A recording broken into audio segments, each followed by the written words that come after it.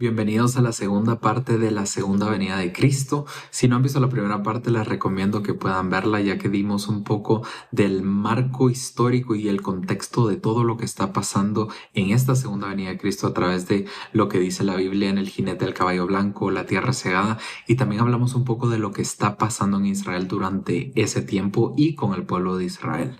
Así que si no la has visto, te recomiendo que puedas verla.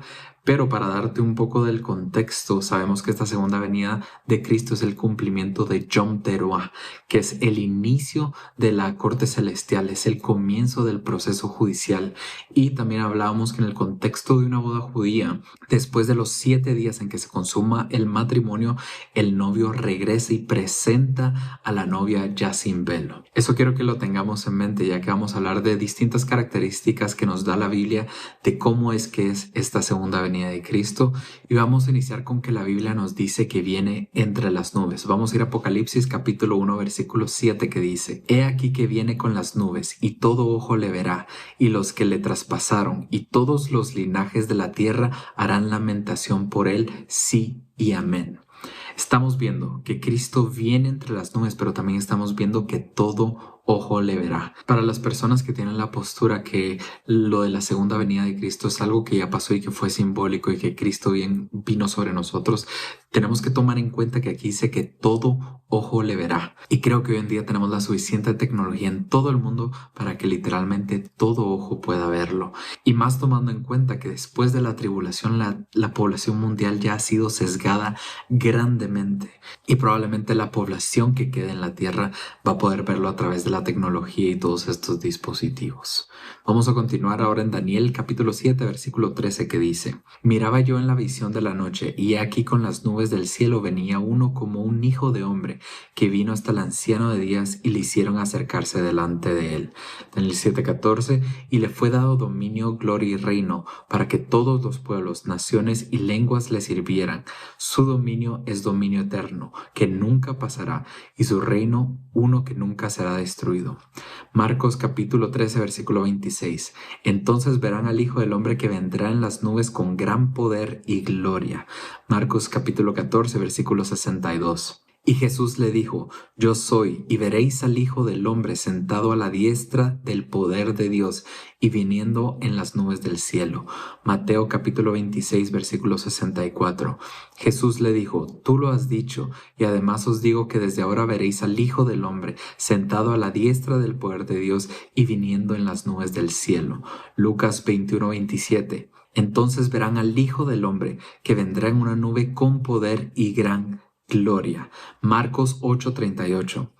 Porque el que se avergonzare de mí y de mis palabras en esta generación adúltera y pecadora, el Hijo del Hombre se avergonzará también de él cuando venga en la gloria de su Padre con los santos ángeles. Ok, aquí vemos algo más. También menciona que, aparte de venir en las nubes, viene con los santos ángeles. Y vamos a continuar porque hay más versículos que hablan de esto. En Lucas capítulo 9, versículo 26 dice: Porque el que se avergonzare de mí y de mis palabras, de éste se avergonzará el Hijo del Hombre, cuando venga en su gloria y en la del Padre y de los santos ángeles.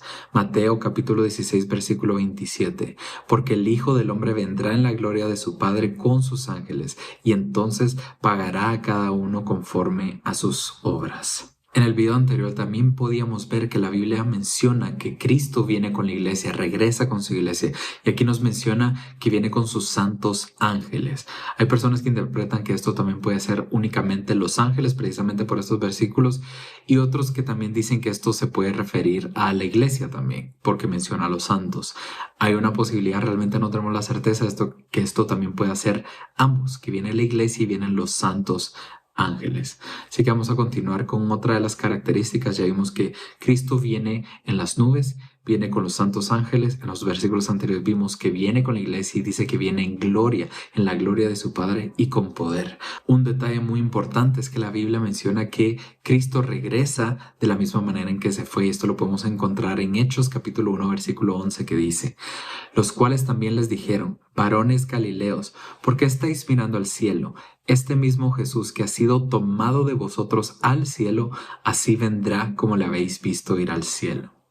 Otra de las características que menciona la Biblia acerca de la segunda venida de Cristo es que vuelve como relámpago, es algo que pasa súper rápido. Y vamos a ver esto en Mateo capítulo 24, versículo 27, que dice: porque como el relámpago que sale del oriente y se muestra hasta el occidente, así será también la venida del Hijo del Hombre.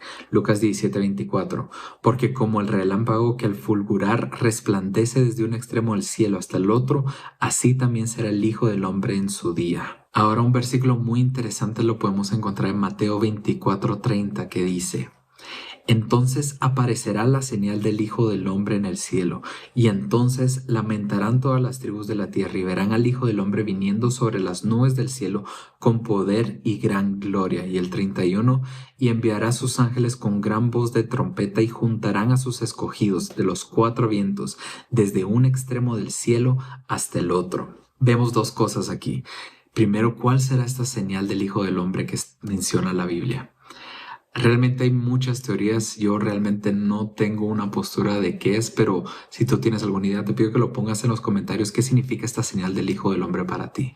Y la segunda, está mencionando que junta a los escogidos desde un extremo del cielo hasta el otro, y esto también nos hace referencia a que la iglesia viene con Cristo. Y vamos a ver más versículos que nos muestran esta misma imagen. Por ejemplo, Judas capítulo 1 versículo 14 dice: de estos también profetizó Enoc, séptimo desde Adán, diciendo: he aquí, vino el Señor con sus santas decenas de millares.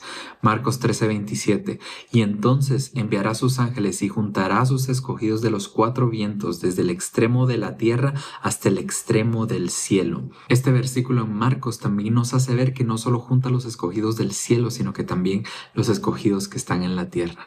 Vamos a continuar. Mateo capítulo 16 versículo 28 dice: de cierto os digo que hay algunos de los que están aquí que no gustarán la muerte hasta que hayan visto al Hijo del Hombre viniendo en su reino.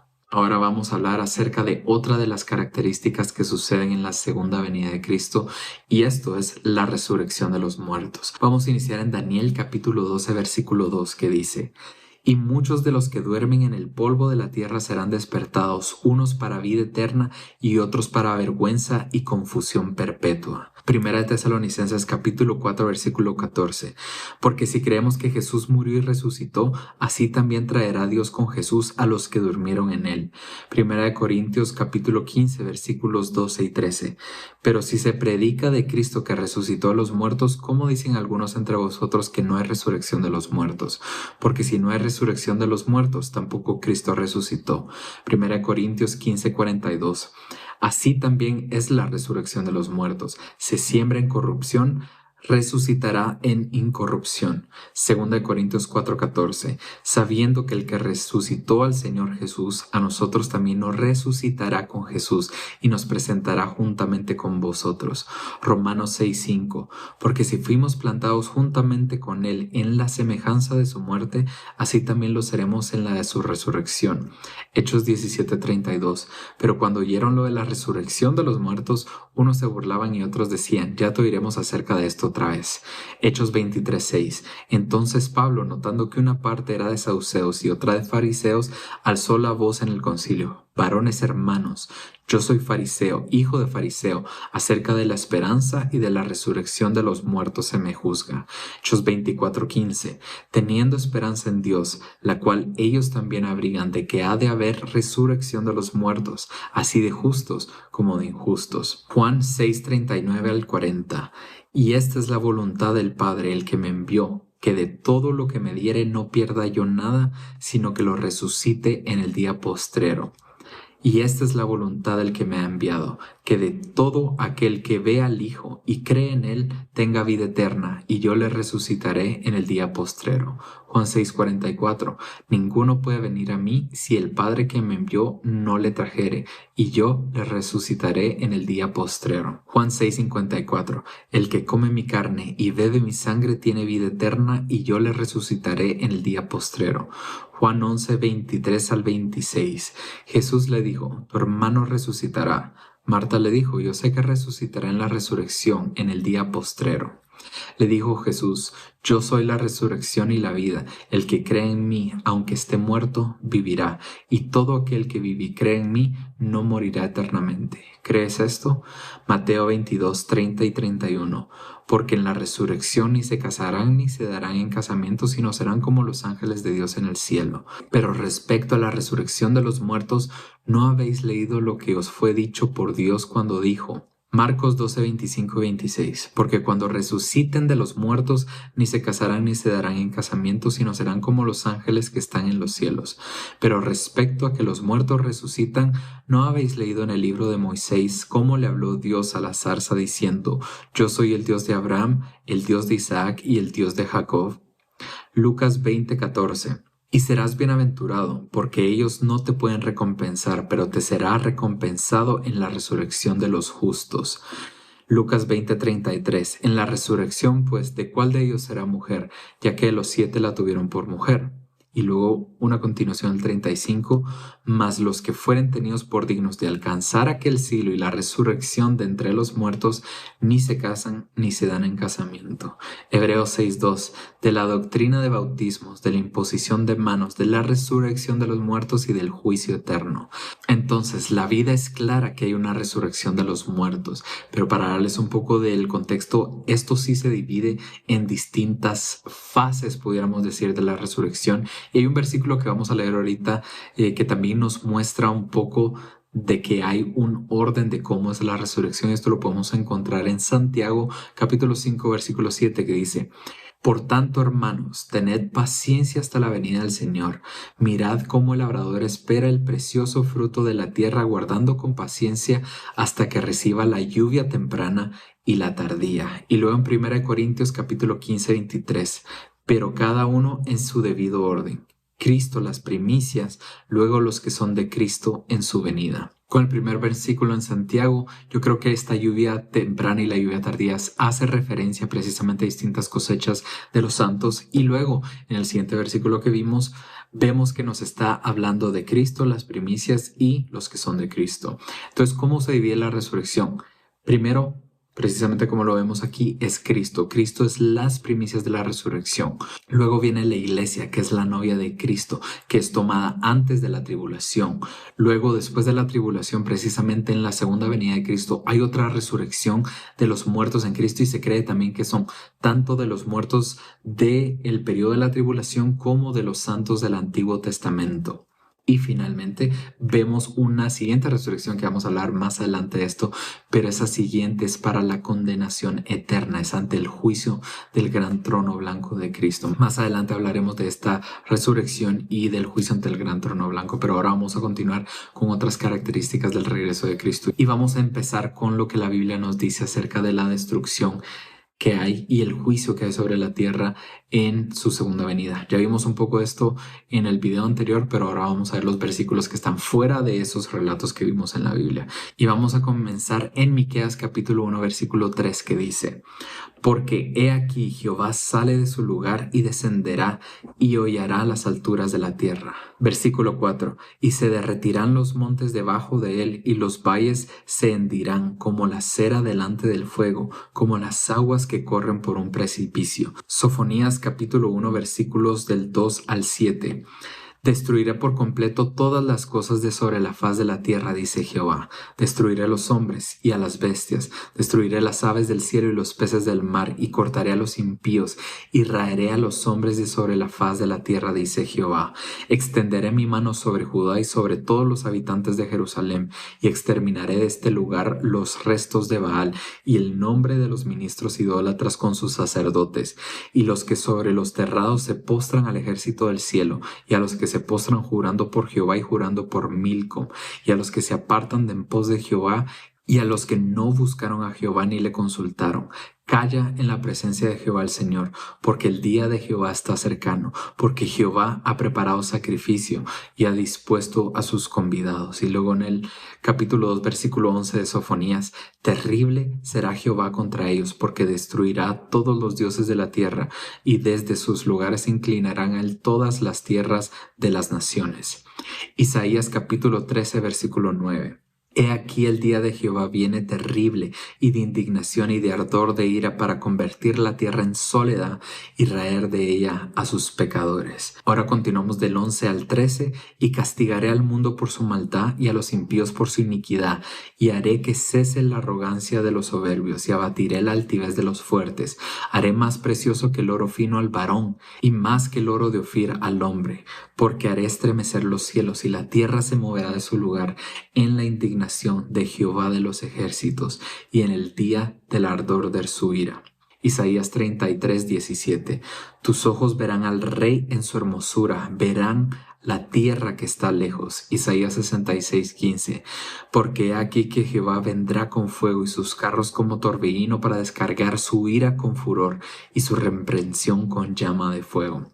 Segunda de Tesalonicenses 1 del 8 al 10. En llama de fuego para dar retribución a los que no conocieron a Dios ni obedecen al evangelio de nuestro Señor Jesucristo, los cuales sufrirán pena de eterna perdición, excluidos de la presencia del Señor y de la gloria de su poder, cuando vengan en aquel día para ser glorificado en sus santos y ser admirado en todos los que creyeron, por cuanto nuestro testimonio ha sido creído entre vosotros. Y vamos a concluir en Hebreos capítulo 9 versículo 28, que dice: así también Cristo fue ofrecido una sola vez para llevar los pecados de muchos, y aparecerá por segunda vez sin relación con el pecado, para salvar a los que le esperen. Con esto vamos a concluir la segunda parte de la segunda venida de Cristo. Hemos visto algunas de las características, como que viene en las nubes con la gloria del Padre en poder, así como fue tomado de la tierra, así vuelve Cristo a la tierra. Vemos también que viene con sus santos ángeles, que viene con la iglesia, pero también vemos el juicio sobre la tierra, que en el video anterior hablamos más específicamente de los juicios sobre la tierra y lo que pasa, pero realmente Cristo viene a destruir a todos aquellos enemigos de Cristo que no creyeron en Él, y a raer a la humanidad de la tierra, todas esas personas y todos los ejércitos de todas las naciones que rodearon a Israel para destruirlo, todas esas personas que actuaron en contra de su pueblo escogido, que es Israel, y de esos 144,000 sellados durante este tiempo, a todas las personas que decidieron irse por Satanás, que recibieron la marca de la bestia. En esta segunda venida de Cristo viene la destrucción de la humanidad, viene el juicio sobre la tierra.